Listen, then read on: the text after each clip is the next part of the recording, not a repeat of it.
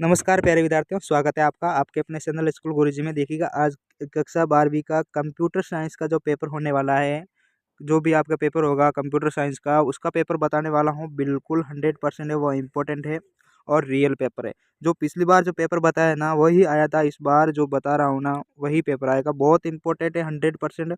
अगर आपने इस सब्जेक्ट में विद्यार्थियों कुछ भी याद नहीं है, आपने कभी नहीं पढ़ा है, निश्चिंत रहिएगा। जो प्रश्न बता रहा हूँ ना बिल्कुल इंपॉर्टेंट है, वो एग्जाम में हूबहू देखने को मिलेंगे। आप देख सकते हो इस तरीके से आपका पेपर रहेगा। पूरा मैं सॉल्यूशन करवा रहा हूँ, सभी क्वेश्चन के आंसर हैं वो बता दूंगा। ठीक है, बस आपसे एक रिक्वेस्ट रहेगी कि वीडियो को आप पूरा देखिएगा, पूरा स्टेप बाय स्टेप प्रश्न पत्र है वो तैयार कर लीजिएगा जो मैं आपको आज बताने वाला हूँ। और चैनल पर नए हो तो सब्सक्राइब जरूर कीजिएगा, वीडियो को लाइक शेयर जरूर करना है। चैनल से जुड़े रहोगे और जो जो जो भी आपके बाकी का सब्जेक्ट का पेपर रहे ना वो भी मैं अपलोड कर दूंगा एग्जाम से पहले। तो आप जुड़े रहोगे तभी आपको जो पेपर है वो उपलब्ध हो जाएगा। तो ये आपका इस तरीके से फॉर्मेट रहेगा। और ये सबसे पहले जो क्वेश्चन पर ध्यान दीजिए, क्वेश्चन कौन से हैं बाकी पर ध्यान नहीं देना है, क्वेश्चन वही है जो एग्जाम में आएंगे। देखो वस्तुनिष्ठ प्रश्न में सबसे पहला जो प्रश्न है वो पूछा गया है कि कंप्यूटर के जो यांत्रिक, वैद्युतिक और इलेक्ट्रॉनिक भाग वो क्या कहलाते हैं। यांत्रिक, विद्युत और इलेक्ट्रॉनिक भाग हैं वो क्या कहलाते हैं, ये बताना है इसमें। तो वो विद्यार्थियों क्या होगा, हार्डवेयर और सॉफ्टवेयर, क्या दोनों हो सकते हैं या फिर ये हार्डवेयर या सॉफ्टवेयर। तो ये आप कमेंट बॉक्स में ज़रूर बताइएगा आपका ये क्या आंसर हो सकता है। ये प्रश्न आपके लिए छोड़ रहा हूँ, बाकी सब मैं करवा दूंगा। ठीक है, सेकंड क्वेश्चन है, एक ऑपरेटिंग सिस्टम कौन सी भाषा समझता है। एक ऑपरेटिंग सिस्टम है वो कौन सी भाषा समझता है विद्यार्थियों, ये बताना है आपको। तो दूसरे में विद्यार्थियों देखो, ऑपरेटिंग सिस्टम है वो मशीनी भाषा समझता है, बाइनरी कोड। ठीक है, तो DML JCL C ये होगा नहीं, तो इसमें डी ऑप्शन इसका राइट हो जाएगा। ठीक है, समझ रहे हो ना, क्योंकि वो मशीनी भाषा समझता है जो बाइनरी कोड में होती है 0 1 के रूप में। तो ये तो मशीनी ये भाषा नहीं है, तो ये उच्च स्तरीय भाषा, तो ये इसमें से डी ऑप्शन राइट हो जाएगा। ये एक लाइनेक्स सेल है, तो कौन सा है वो लाइनेक्स सेल है, तो इसमें बताना है। तीसरे में तो वेस हो जाएगा, वेस इसका राइट हो जाएगा ये के। अगला जो चौथा क्वेश्चन है कि प्रोग्राम की कुल कितनी तकनीक है। प्रोग्रामिंग की कुल कितनी तकनीक होती है, 2 तकनीक होती है। ऑप्शन है वो इसका राइट हो जाएगा ए। और पांचवा है कि कौन उस स्तरीय भाषा के निर्देशों को मशीनी भाषा में बदलता है। ये बताना है कि कौन मशीन उस स्तरीय भाषा है उसको मशीनी भाषा में बदलता है जिससे कंप्यूटर समझता है। तो वो हो जाएगा इसका कंपाइलर। ए ऑप्शन राइट हो जाएगा, कंपाइलर इसका राइट हो जाएगा। ठीक है, पांचवे में इस तरह के जो 5 क्वेश्चन है ना वो वस्तुनिष्ठ टाइप के होंगे जो मैंने बता दिया। फर्स्ट के क्वेश्चन का आंसर आप कमेंट बॉक्स में बताइएगा कि आपको कितना याद है। और हम बात करेंगे सेकंड क्वेश्चन की, निम्न प्रश्नों के उत्तर देना है आपको। लघुतरात्मक, अति लघुतरात्मक जो भी है आपके निम्नात्मक वो सब आएंगे।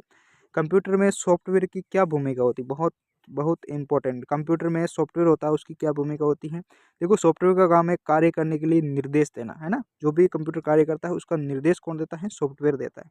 तो इसका राइट आ जाएगा। ऑपरेटिंग सिस्टम क्या है।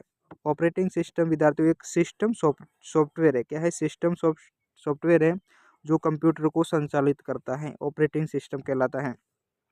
लॉगिन प्रक्रिया क्या है, ये बताना है। लॉगिन प्रक्रिया, तो देखो लॉगिन का मतलब होता है जैसे ही आप देख रहे हो कभी आपने मोबाइल में लॉगिन किया है, लॉक खोला होगा मोबाइल का, या कंप्यूटर में भी आपने शुरुआत में आपने लॉगिन करते वक्त आपने पासवर्ड या फिर जो भी आपने दे रखा है ना वो आपने किया होगा। तो लॉगिन का मतलब ही ये है कि उपयोगकर्ता जो प्रमाणीकरण करता है ना कंप्यूटर के अंदर, तो वो कहलाता है वो लॉगिन पर, यानी उपयोगकर्ता द्वारा प्रमाणीकृत करना।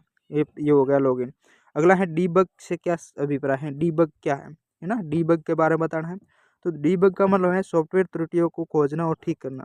जैसे मान लो सॉफ्टवेयर के अंदर बहुत सारी त्रुटियां हो जाती हैं, वायरस है, बग आ जाता है ना। तो उस बग को खोजना और फिर उसको ठीक करना वो डीबग कहलाता है ना। तो ये इसका राइट हो जाएगा। असेंबली भाषा पर प्रकाश डालिए। देखो असेंबली भाषा होती है ना वो एक निम्न स्तरीय मशीनी भाषा होती है। निम्न स्तरीय भाषा है ना, क्या है, निम्न स्तरीय भाषा है और ये CPU निर्देशों के साथ काम करती हैं। जो असेंबली भाषा है वो एक निम्न स्तरीय भाषा है और ये किसके साथ काम करती है, CPU के निर्देशों के साथ काम करती है। ये सेकंड क्वेश्चन में आपके 5 क्वेश्चन है वो अति लघुतात्मक है, मैंने बता दिया। ठीक है, आपसे एक रिक्वेस्ट है कि चैनल पर नए हो सब्सक्राइब जरूर करना है ना विद्यार्थियों, क्योंकि जो अदर सब्जेक्ट का पेपर रहा है ना वो भी अपलोड करूंगा, तो आप जुड़े रहोगे तब आप मिल जाएगा। ठीक है, और इस वीडियो को पूरा देखें। पूरा याद करें सभी प्रश्नों। अगर एक बार में समझ में ना आया ना तो आप दोबारा वीडियो देखिएगा, लेकिन इसे कंप्यूटर साइंस का पेपर है वो याद करके ही जाना है, ठीक है। क्योंकि बाकी आपके पास कोई ऑप्शन नहीं है, आपके पास ना किताबें है इसकी ना कुछ है, जो भी है आपके मटेरियल आपके पास शायद नहीं है, लेकिन मैं जो बता रहा हूँ ना वही आपके क्वेश्चन है वो आएंगे। तीसरा है कि निम्न प्रश्नों को उत्तर दीजिए। सबसे पहला है कि सिस्टम सॉफ्टवेयर कंप्यूटर के किस स्तर तक चलते हैं। सिस्टम सॉफ्टवेयर हैं कंप्यूटर के किस स्तर तक चलते हैं, तो मूल हार्डवेयर स्तर तक। कहाँ पर? मूल हार्डवेयर स्तर तक चलते हैं। हम बात करें मल्टी प्रोसेसिंग क्या है। देखो मल्टी का मतलब होता है बहुत सारा ना, बहुत बार। मल्टी का मतलब बहुत बार, प्रोसेसिंग का मतलब कार्य करना, जैसे एक से अधिक सीपीयू का उपयोग करना। जैसे कंप्यूटर होता है ना, कंप्यूटर में एक से अधिक सीपीयू काम करते हैं ना, तो वो मल्टी प्रोसेसिंग होता है, बहुत सारे काम एक साथ हो जाते हैं। ये हो जाएगा इस तरीके से, बहुत सारे काम है वो एक साथ हो जाते हैं। अब हम ग के होम डिलीवरी क्या, होम डायरेक्टरी क्या होती है समझाना है आपको। देखो विद्यार्थियों, थोड़ा लंबा है क्वेश्चन का आंसर। होम डायरेक्टरी का मतलब होता है जो उपयोगकर्ता होती है ना उसकी जो मुख्य फाइल का जो निर्देशिका होती है ना, वही होम डायरेक्टरी कहलाती है। उपयोगकर्ता की मुख्य फाइल निर्देशिका वही होम डायरेक्टरी कहलाती है। और अगला है स्ट्रक्चर्ड प्रोग्रामिंग से क्या अर्थ है। स्ट्रक्चर्ड प्रोग्रामिंग से क्या अर्थ है, तो स्ट्रक्चर्ड का मतलब होता है स्पष्ट नियंत्रण प्रवाह वाली प्रोग्रामिंग है, वो इस स्ट्रक्चर्ड कहलाती है ना, स्पष्ट नियंत्रण प्रवाह वाली प्रोग्रामिंग, है ना। हम अगले बात है कि सोर्स प्रोग्राम ऑब्जेक्ट प्रोग्राम क्या है। सोर्स प्रोग्राम और ऑब्जेक्ट प्रोग्राम क्या है। देखो सोर्स प्रोग्राम होते हैं ना विद्यार्थियों, वो क्या होते हैं, उच्च स्तरीय भाषा में लिखा गया कोड होता है ना सोर्स प्रोग्राम। ये उच्च स्तरीय भाषा में लिखा गया कोड होता है। और ऑब्जेक्ट प्रोग्राम होता है ना, ये उसका मशीनी अनुवाद है। समझ रहे हो ना, सोर्स प्रोग्राम का जो मशीनी अनुवाद होता है ना वो ऑब्जेक्ट प्रोग्राम हो जाएगा, और सोर्स प्रोग्राम है वो उस स्तरीय भाषा में लिखा गया कोड है ना। और फिर इसका इसका जो अनुवाद है, ट्रांसलेट है, वो ऑब्जेक्ट प्रोग्राम कहलाएगा। ये इस तरीके से सोर्स प्रोग्राम और ऑब्जेक्ट प्रोग्राम होते हैं। और अगले बात है करेंगे लघु उत्तरीय प्रश्न, और इसमें विद्यार्थियों ये आपको बता देता हूँ क्वेश्चन, आप अपनी किताब जो भी आपके पास मटेरियल है या फिर इंटरनेट की सहायता ले सकते हैं, उससे ये क्वेश्चन आपको तैयार करने हैं। यह बहुत बड़े हैं, यह बताना बहुत मुश्किल हो जाएगा। देखो यूटिलिटी सॉफ्टवेयर क्या है, इसके कार्य मल्टी प्रोग्राम को समझाना है। इम्यूलेटर किसे कहते हैं, किसी भी प्रॉब्लम को किन दो तार्किक विधियों द्वारा हल किया जा सकता है। कंपाइलर और इंटरप्रेटर को समझाना है। ऑर्डर लिस्ट और अनऑर्डर लिस्ट को समझाना है। और पांचवे के है कि ये दीर्घ उत्तरीय है, कि ये जो क्वेश्चन है ना आप स्क्रीनशॉट लेते रहिएगा, साथ साथ स्क्रीनशॉट ले लेना है, और फिर अपने जो भी इंटरनेट है या फिर अपने आपके पास जो भी मटेरियल की सहायता से आप सारे प्रश्न तैयार करिएगा। ये क्वेश्चन है जो आप बता रहा हूँ ना, बिल्कुल हूबहू देखने को मिलेंगे ये आपके एग्जाम के लिए।